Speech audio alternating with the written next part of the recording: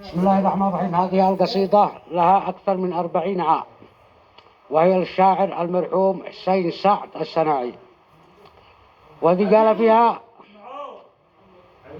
الصناعي الجرموزي، والذي قال فيها: بسم الله الرحمن رب الكون مقدر قدرته، وما كتب في لوح المحفوظ ما منه محال، سبحانه الخالق لما في الكون عظم في رحمته، الواحد الديان ذي عالم بحبات الرمال، ذي علم الإنسان ما لم يعلم في محنة سبحانه العالم بحال الكون لا يخفى حال. طلع علي وحده يوم الناس تكره مقعده ويمسك السلطة، وذاك اليوم توليها محال. من بعد ما ابراهيم قتل يوم الخيانة صفت واخوه عبد الله في قرية ضلع بين الجبال. هناك يا شعبي قد القشمي قتل في مكتبه من صدق البدون رعاة البل ذي بين الرمال. قتل بلادي ما قتل فردا بتنفذ خطته، واليوم علي ريس يمنا ثابتا ثبت الجبال. بعد زمن هبت تقوم بتينه متلاعبة تلبس ثابت وتأخذ مننا خير الرجال. لا تفرق بين القبائل كي تصير متحزبة، حتى يصير الأخ ضد الأخ واصل في جدال. بعد المذاهب كل من يشتي يطبق مذهبه واتهم بدل وبدن الراس مثل الجبال. ما عاد تفرق حق من باطل لكثر الكذوبة، الكل باسم الدين يخدع صاحب الله ما ينال. تعارضه مده وتتمسك وتسرق سلطة تختم رعاة البل بالتخرب على هو الاحتيال. يحقق الوحدة ويفشل في إدارة دولته وتنقلب ضده ويقتل في ميادين القتال. في وسط حتى يكون قتله بداخل حجرته، غريمة من صعد أخذ ثأر على مر الطوال. يقول أبو قجان حنية السنين المجدبة فيها يعاني شعبنا عدوان بعران الضلال.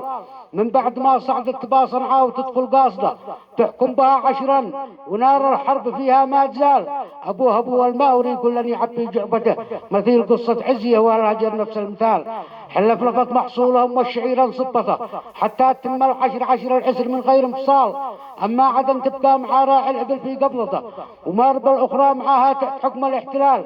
فيها العمالة راسبة تلك التكون الكاذبة كل يعزي صاحبه بالبرق والارتسال. صعد مع صنعاء حصر خانق دول في مدته، حتى معاش العسكري يقضع ولا يبقى ريال. يبقى سنين والشعب يشتي للعوالم ظلمته، وبعضها صنعاء تجيب فارس محنك له رجال.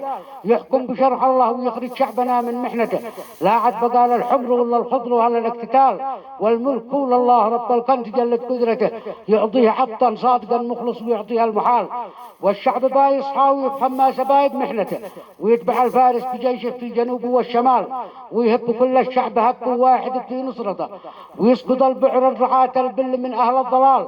والشعب في أرض الجزيرة بايلبي دعوته، والشعب في أرض الجزيرة بايلبي دعوته، ويوحد أقدار الجزيرة بعد طرد الاحتلال، ويحرر الكعبة من البدو ذي خن أمته، وبعدها القدس الذي فيها اليهودي ما يزال.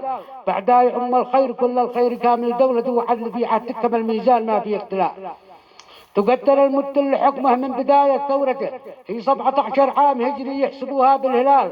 والعلم للرحمن رب الخلق جلت قدرته، مغير الأحوال من بالعلم قد حاز الكمال. صلي على طه رسول الله واتبع سنته، محمد المحمود نور الله ربي ذو الجلال.